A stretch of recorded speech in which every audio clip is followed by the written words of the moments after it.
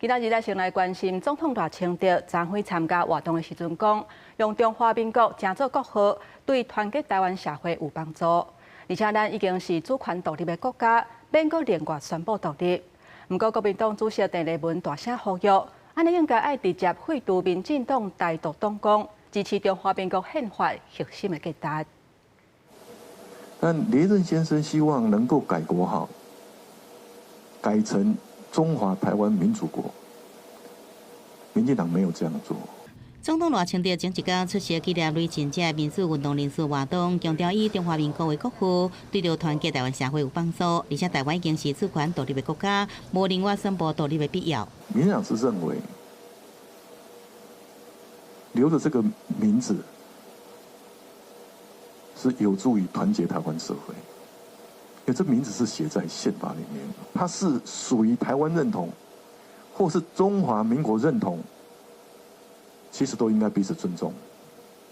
因为归根究底，就是指台澎金马2300万人。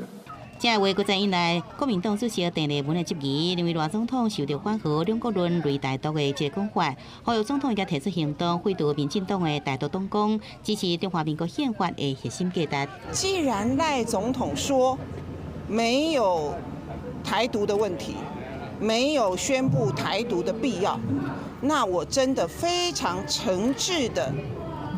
希望赖总统、赖主席，那就干脆下架台独党纲，